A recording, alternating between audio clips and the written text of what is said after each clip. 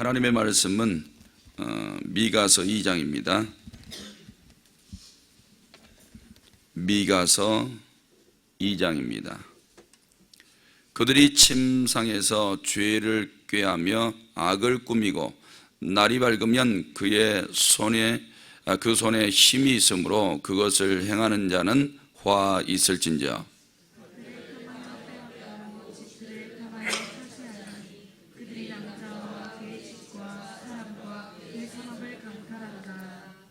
그러므로 여호와의 말씀에 내가 이 족속에게 재앙을 계획하나니 너희의 목이 이에서 벗어나지 못할 것이요 또한 교만하게 다니지 못할 것이라. 이는 재앙의 때임이라 하셨느니라.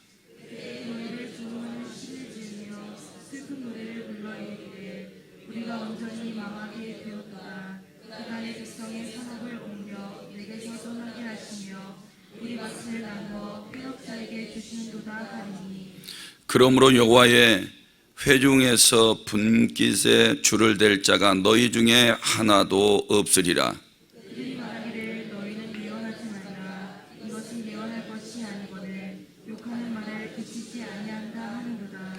너희 야곱의 족속아 어찌 이르기를 여호와의 영이 성급하시다 하겠느냐, 그의 행위가 이러하시다 하겠느냐. 나의 말이 정직하게 행하는 자에게 유익하지 아니하냐.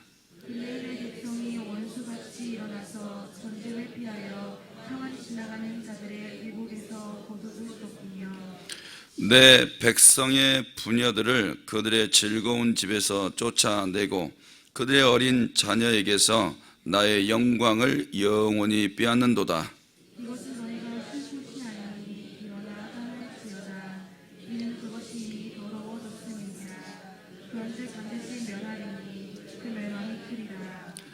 사람이 만일 허망하게 행하며 거짓말로 이르기를 내가 포도주와 독주에 대하여 내게 예언하리라 할 것 같으면 그 사람이 이 백성의 선지자가 되리로다.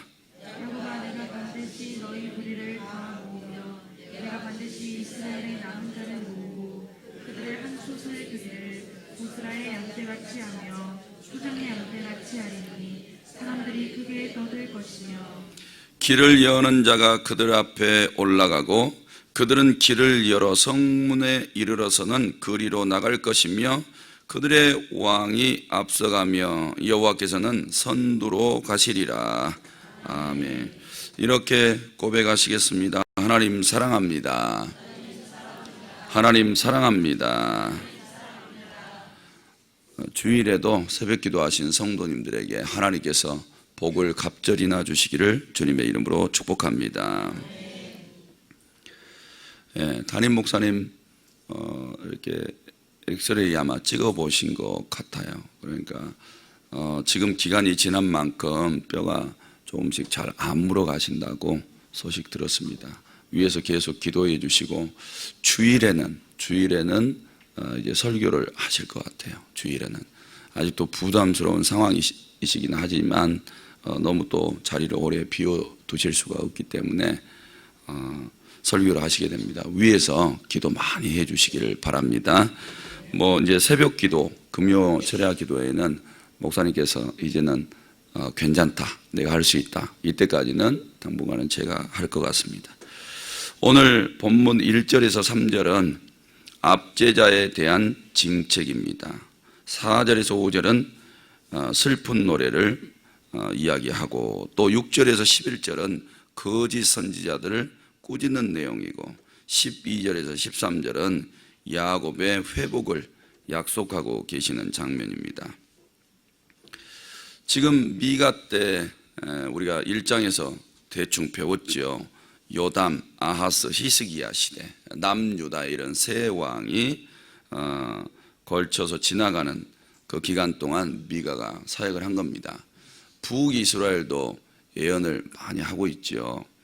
하고 있는데 오늘 이 말씀을 보니까 이스라엘 백성들이 심판받아 멸망하게 될 것을 이야기를 하는데 이유에 대해서 조목조목 이야기를 하고 있는 겁니다.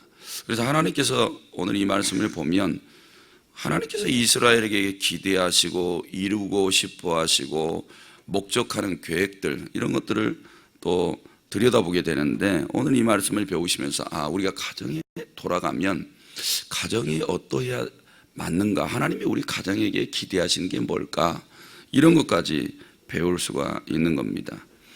먼저 1절에서 3절 말씀에 보니까 하나님이 심판하실, 이스라엘을 심판하실 죄의 목록에 대해서 언급을 하시죠. 1절에 그들이 침상에서 죄를 꾀하며 악을 꾸미고 날이 밝으면 그 손에 힘이 있으므로 그것을 행하는 자는 화 있다, 이렇게 이야기합니다. 침상은 쉼의 장소이죠. 쉼의 장소이고 평안하게 눕는 장소예요. 우리도 침상에 눕기 전에 할 수 있는 게 있다면 하나님 품에 안기기를 사모하고, 하루의 고단한 삶을 마치고 하나님 이 하루를 승리하게 하심을 감사드립니다. 이 쉼 속에서 새 힘과 능력을 주시고 회복하게 도와달라고, 이렇게 일반적으로, 그 다음에 오늘 하루를 점검하면서 아쉬웠던 부분들, 하나님 오늘 이 하루를 지내면서 하나님을 위해서 이런 일들을 내가 하지 못했습니다. 내일은 이런 하나님의 일들을 감당할 수 있도록 복을 주십시오. 이렇게 침상에서 기도를 드린다면 하나님이 얼마나 기뻐하시겠어요. 그런데 이들은 그러지 않았습니다. 지금 이스라엘의 지도층들이 침상에서 악을 꾀했다, 죄를 꾀하며 악을 꾸미고 그랬죠. 그리고 그 다음 날 바로 그걸 시행을 합니다. 지금 이 정도로 이스라엘이 타락해 있는 겁니다. 성도 여러분들이 지금 이 말씀을 어렵지 않게 우리에게 적용해 보면, 밤에 잠잘 때 내일 누구 꼭 뺏어 먹을까, 누구 땅을 뺏을까, 누구 돈을 뺏을까, 누구 먹을 것을 착취할까 생각을 이렇게 하고 그 다음날 그걸 바로 실행을 했다는 거예요. 얼마나 나쁜 사람들이에요. 이게 이렇게 됐던 게 2절 말씀에 보니까 그들의 마음에 탐하는 게 있어서 그랬다, 이렇게 이야기합니다. 탐심. 그래서 밭들을 탐하고 또 빼앗고 집들을 탐하여 차지하고, 또 그들이 남자와 그의 집과 사람과 그의 산업을 강탈했다. 이게 계획하지 않으면 이렇게 하질 않아요. 그러니까 탐심이 박혀 있다 보니까 그것을 죄악을 꾸몄지요. 그리고 그대로 시행하는데 참여하는 마음도 하나도 없습니다. 지금 사회가 이렇게 돌아가고 있다면 멸망받을 때가 다 됐다.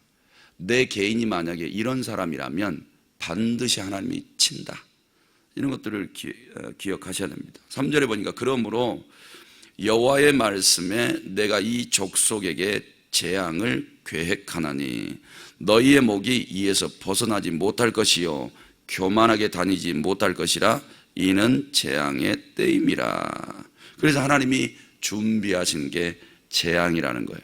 이렇게 통치자가 그들에게 주어진 지혜, 또 하나님께서 구해서 받은 이 지혜를 가지고 백성이 행복하게 살도록 해야 되는데, 이 지도층들이 압제자로 바뀐 거예요. 압제자로. 거기에 마음의 언저리에 박혀 있는 게 탐심이었다는 거. 성도 여러분, 그래서 우리의 마음도요, 점검해 보셔야 돼요. 내가 주려는 사람인가, 남의 것을 착취해서 얻으려는 사람인가. 오늘 하루도 하나님의 성전에 나와서 하나님을 온전히 내 생명까지 들여서 예배하려고 하는 사람인가, 아니면 그분의 은혜만 받으려고 하는 사람인가, 이런 것들만 구분해 봐도 하나님께서 나를 받으실지 아니면 재앙을 내리실지, 이런 것들도 분별할 수 있다는 겁니다. 사랑하는 성도 여러분, 그래서 재앙을 하나님이 계획하고 계셨다, 이렇게 이야기를 해요. 계획하고 계시다라는 것은 아직도 기간이 남아있다, 이런 의미하고 똑같은 거예요. 그런데 하나님께서는 계획하신 이 일들을 실행하시면 목이 곧은 사람들을 치시겠다, 이런 말이에요. 그리고 그런 교만한 자를 다시는 하나님의 눈앞에서 보기 싫다, 이런 말이에요. 그래서 이런 사람들이 탐하는 마음을 갖는 것들이 결국에는 목이 곧았기 때문이고 그들이 교만했기 때문이다, 하나님이 이렇게 설명을 하는 겁니다. 오늘 이스라엘 백성들이 이렇게 변질된 신앙을 가지고 있는 거죠. 그래서 애가를 지어요. 애가. 4절에 보니까 그때의 너희를 조롱하는 시를 지으며 슬픈 노래를 불러 이르기를 우리가 온전히 망하게 되었도다. 이렇게 슬픈 애가를 짓습니다. 그리고 내 백성의 산업을 옮겨 네게서 떠나게 하시며 우리 밭을 나누어 패역자에게 주시는도다. 이 말은 뭐예요? 너희가 지금 남에게 다 탐하는 마음으로 막 갈취했지, 착취했지, 남의 걸 어떻게 네가 다 뺏어 왔잖아. 그걸 똑같이 당하게 해줄 거야. 이거예요. 우리도 때때로 그러잖아요. 누가 나에게 마음에 상처를 주면 나도 그냥 대로 받고 말로 갚아버리는 거예요. 이런 마음이 우리 속에 있잖아요. 누가 나를 미워하면 나도 그 사람을 미워하는 마음이 있잖아요. 이런 마음이 있는데 그걸 내가 하라는 거예요. 남이 나를 미워했으니까 네가 미워해라. 이게 아니잖아요. 하나님께 다 맡기라는 거잖아요. 그러면 하나님이 대신 미워해 주겠대. 네가 지금 오늘 상처 입었냐? 그래서 마음이 괴로워? 아파? 그래서 우울해? 사회생활 할 만큼 힘도 없어? 그냥 인생을 놔버리고 싶어? 요 마음을 하나님께 다 올려드리래. 하나님께 다. 하나님이 보고 계시는데 그런 마음을 가지고 사람들 앞에 서지 말고 하나님 앞에 다 맡기고 마음은 탈탈 털고 밖에 나가서 하나님이 뜻하신 대로 또 우리는 살아가라는 거예요. 그렇게 하면 하나님께서 이렇게 그대로 되갚아 주겠다는, 되갚아요. 그러니까 우리가 만약에 피해를 입어서 남에게 그대로 피해를 주려고 하면 그게 죄가 돼요. 죄가 되고 하나님이 복을 안 주셔요. 근데 하나님 앞에 다 맡기고 내 속도 비워버리고 오히려 나에게 상처를 준 사람에게 찾아가서 사랑해주고 나누어주고 섬겨주고 복을 빌어주고 이렇게 해버리면 어떻게 되는 거예요? 나는 복받는 사람이 되고 그 사람은 망할 사람들이 돼요. 이런 성경의 원리들을 기억하셔서 하나님은 이렇게 패역한 자들을 위해서 애가를 짓고 계신다. 그러면 오히려 하나님의 뜻대로 살아가는 자들에게는 어때요? 12절에서 13절에 보니까 회복을 말씀하고 계셔요. 하나님께서는 다시 다 회복시켜 주시는데 이 회복된 길로 누군가가 이끌어가야 되잖아요. 맨 끝에 보니까 하나님이 여호와께서 맨 선두에 서서 너희가 회복될 길로 안내해 주시겠다는 거예요. 지금 당장은 폐역자들에 의해서 내가 빼앗기는 것 같고 갈취당하는 것 같고 모든 걸 다 빼앗긴 것 같아가지고 엄청 괴롭고 힘든데 하나님은 이걸 보시고 나중에 걱정하지 마. 너희가 다 밥 먹고 살 수 있도록 평안하게 살 수 있도록 복받아 살아갈 수 있도록 내가 맨 앞에 서줄 테니까 걱정하지 마. 이들한테 너희들 맡겨놨더니 너희가 지금 고난당했지 내가 직접 앞에 서줄게. 이렇게 말씀하신 거예요. 성도 여러분, 그러니 우리가 믿고 의지할 분은 인생이 아니라 하나님 한 분밖에 없음을 믿습니다. 자, 6절에서 11절에 참 중요한 말씀들이 들어가 있는데요.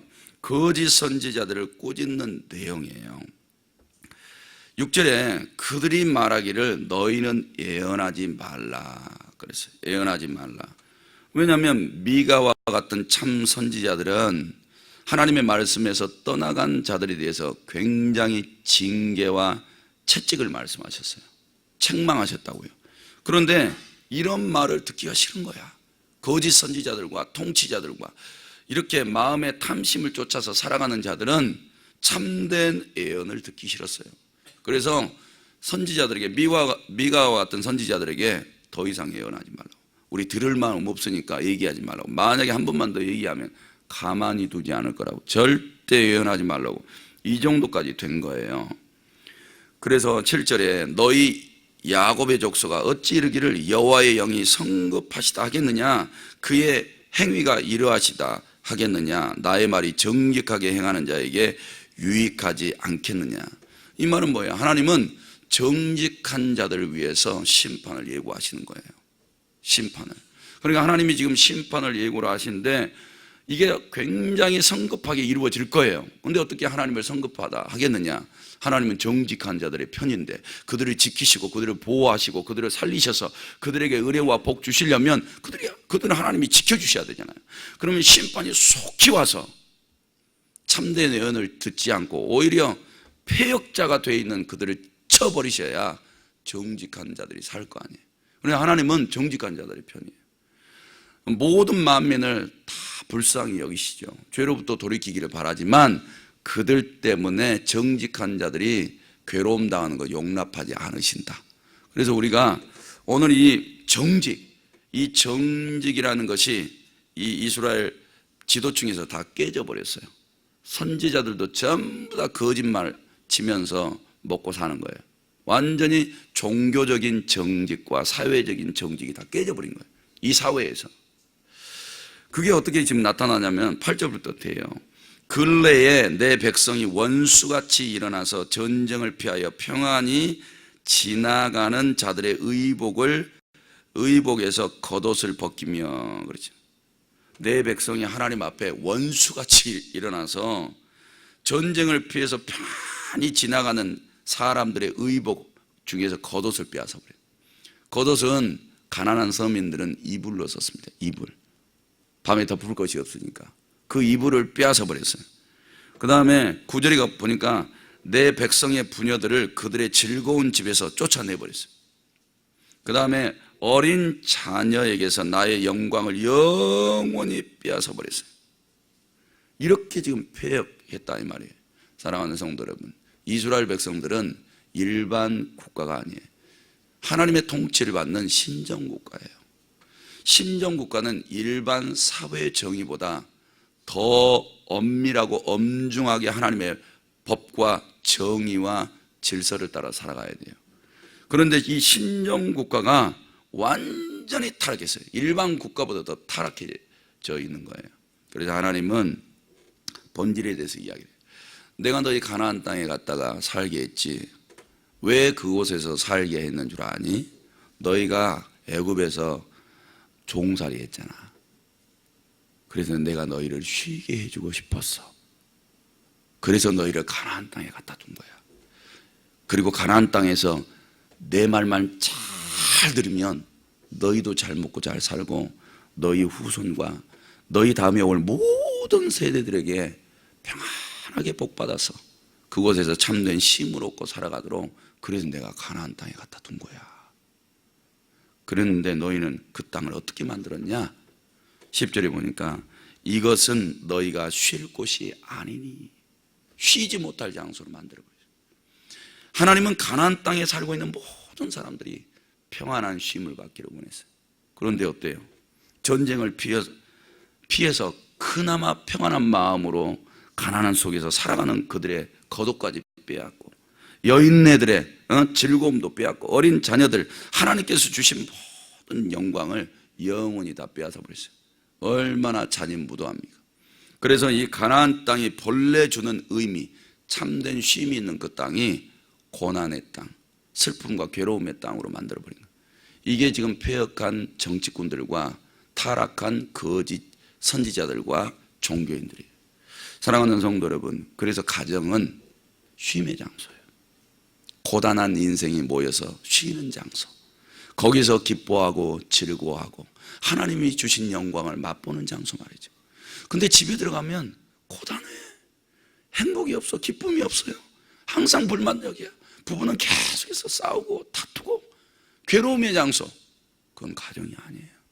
하나님이 남자, 여자를 만나서 가정을 이루게 하시는 목적은 부족한 것들을 서로 도우면서 거기서 쉬면서 행복하라고, 침상에 있으면서 어떻게 하면 하나님을 더 잘 섬길까? 어떻게 하면 내 몸과 내 열정과 내 온 힘을 다해서 하나님을 위해서 살까? 그러면서 편하게 쉬라고 주신 침상인데 이런 것들이 다 깨져버린 거예요. 성도 여러분들의 가정은 어떠세요? 평안하십니까? 이불 속에 들어가실 때 평안하냐 이 말이에요. 염려, 근심, 걱정으로 잠들지 않습니까? 그건 가정이 아닙니다. 하나님께서 가나안 땅에 이스라엘 백성들이 있게 하신 것은 하나님이 하늘에서 가지고 있는 것을 일부분 맛보라고 허락하신 하나님의 땅이에요. 그 땅에서 7지파 어때요? 다 쓸어내버렸어요. 아까운 사람들이죠. 근데 하나님의 법대로 안 살아. 그래서 다 하나님이 쓸어버리고 그 땅에다가 이스라엘 백성들에게 쉴 곳을 허락해 주셨잖아요. 그런데 이 사람들이 마음의 탐심, 목이보다 교만한 이것 때문에 폐역자가 되고 폭군이 되고 사람들의 쉼을, 오히려 즐거움과 모든 행복을 다 빼서 가는 폭군이 되어 있는 겁니다. 그래서 하나님은 이런 가나안 땅을 쓸어버리기로 결단하신 거예요. 그래서 미가가 살아있는 동안 북이스라엘이 아수르에 의해서 1차 망하고 2차 망하고 3차 망해서 나라가 끝나버려요. 그리고 그 아수르가 죄악이 유다까지 스며들어갔다 그랬죠. 1장에 유다까지 스며들어갔는데 남유다도 예루살렘까지 내려와서 칩니다. 하나님은 이렇게 죄가 스며들어오는 대로 치세요. 뭐 하시려고? 그거 제거하시려고. 그래서 성도님들, 누군가가 채찍을 들어서 나의 잘못된 것을 치면 아파하지 마시고, 아파하려면 하나님 앞에 나가서 통해 자복하셔요. 하나님, 내 죄 때문에 내가 이렇게 매 맞는 겁니다. 회개하는 게 복받을 기회인 줄로 믿습니다. 그래서 가정에 들어가시면 그곳을 쉴 곳으로 만들어요. 아무리 아이들이 학교 가서 공부하고 직장에 가서 직장 생활하고 아니면 오래간만에 출가해서 살다가 부모님 집에 딱 오면 쉴 자리에, 애들아 피곤하지? 가서 쉬어.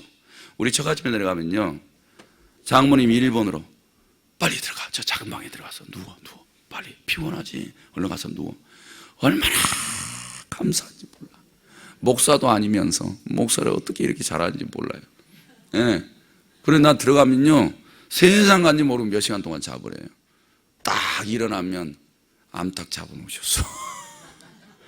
진짜예요. 산에서 나는 좋은 것들 다 약초들 넣어가지고 이렇게 준비해 주셔요. 너무너무 감사해요. 그게 가정이에요. 그게. 예? 그랬더니 남편이 들어오면, 이놈은 남편이 왜 이렇게 늦게 들어와? 나 하루 종일 피곤해 죽겠는데.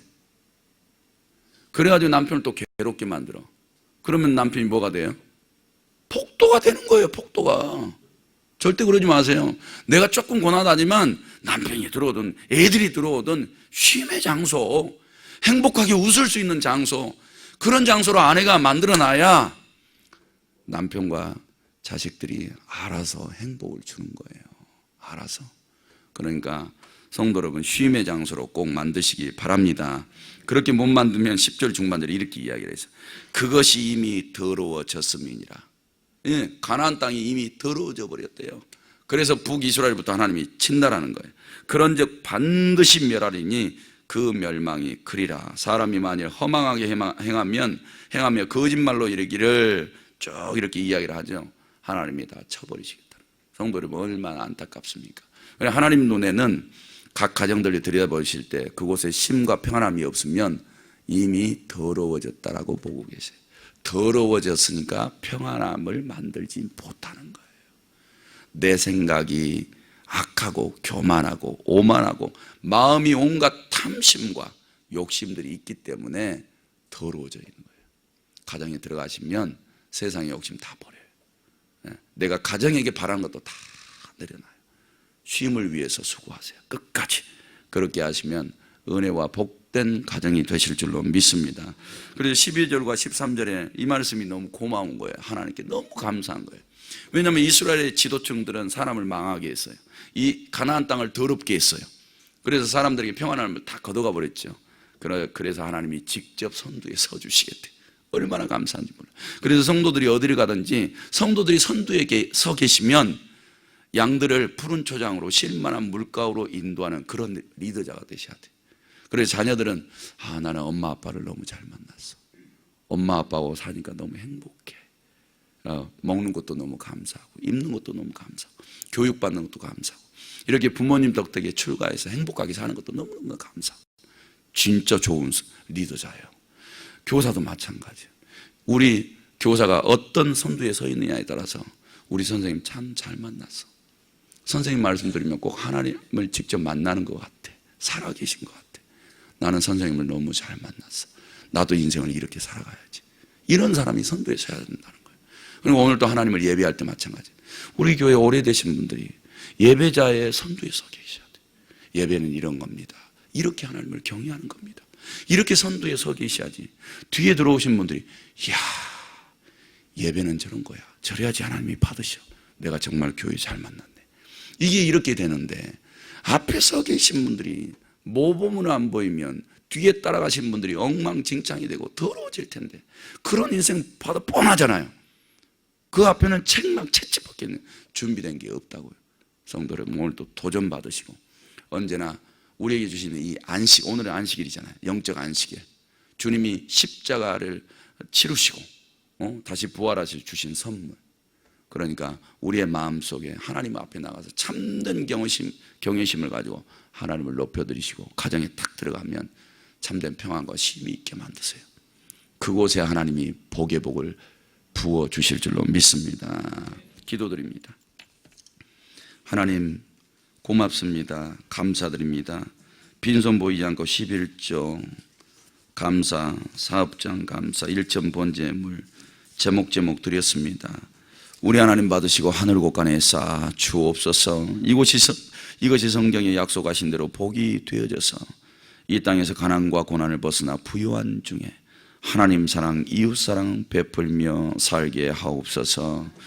담임 목사님 기억하여 주시고 오늘 2부 3부 설교 단상에 서실 때인데 그 상한 발꿈치 깨끗하게 고치사 이것이 무리가 되지 않게 도와주시고 하나님께서 안전하게 붙잡아 주셔서 오히려 치료의 은혜가 일어나게 하옵소서. 이 새벽에도 교회와 성도들을 위하여서 기도하고 계실 터인데 그 입술에 복의 복을 더하사 이 땅에서 응답받게 하옵소서. 예수님의 이름으로 기도드립니다. 아멘. 오늘도 말씀 생각하시면서 기도하시기 바랍니다.